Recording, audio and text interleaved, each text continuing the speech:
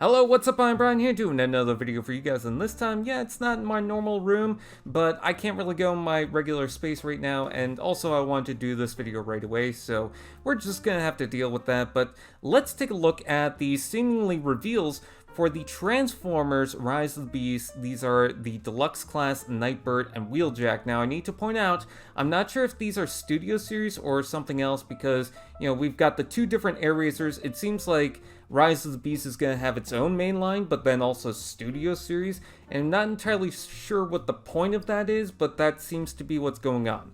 Anyways, let's go ahead and start off with Nightbird. Now, we've actually seen this design pretty well in the movie trailer, but it was very blurry because she was zooming pretty fast, so couldn't really get a good look. But here she is with their Nissan Skyline alt mode, and as far as the shape is concerned, that's totally fine. What I don't like is the brown on top of the hood. Around the bottom, that looks fine, but the hood just stands out. It doesn't really flow with the rest of the car, especially when it's using that dark gray that looks really nice.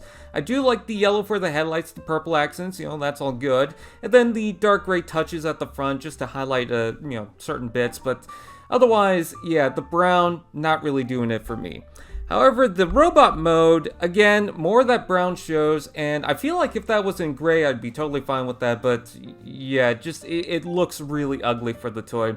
Now, she's got these side skirt things that we could see on the side of the legs, so that's, a nice touch. And then she's also got this arm blade as well as the sword. The sword has some purple highlights inside of that, so that looks pretty cool. And, she uses the car hood as the chest, which, if you looked at the trailer, you can actually spot that.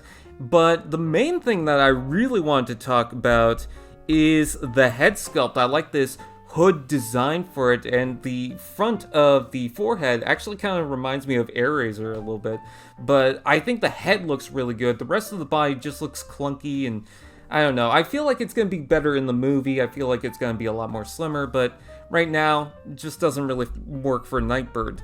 And then taking a look at Wheeljack, obviously we know Wheeljack's alt mode, and that looks totally fine. It doesn't have all the writing that it should, but considering the paint budget on that, yeah, it's probably best just to leave that alone. I do like the blue for the headlights. I like the overall design. I kind of want the Volkswagen logo at the front, but otherwise, it's pretty good. It looks like the van.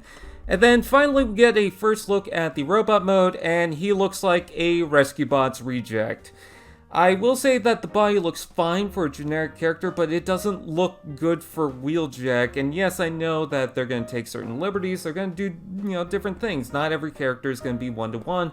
And when you bring in new directors and people, they're going to have their own interpretation of certain characters. I understand that, and I'm completely fine with that. And also, if you're still complaining about that, watch the Michael Bay movies and see how direct, the comparison is to the G1 characters. But for Wheeljack, I think it's a little worse off because we've seen Wheeljack in a movie look totally fine. He was spotted in the Bumblebee movie with the ears, with the colors, and it looked fine. Everyone loved it. And then they decided to change it for some dorky, nerd-looking guy, and he really does look like a dork. He's got these big glasses, and you could definitely tell what they're going for. I like the shape of the arms. I like the fact that they kept the wings at the very least. But the overall design, it's just really disappointing because this is connected to the Bumblebee movie. RC looks fine. She actually looks like she's connected. Optimus, I might have my problems, but he looks connected. Bumblebee's obvious.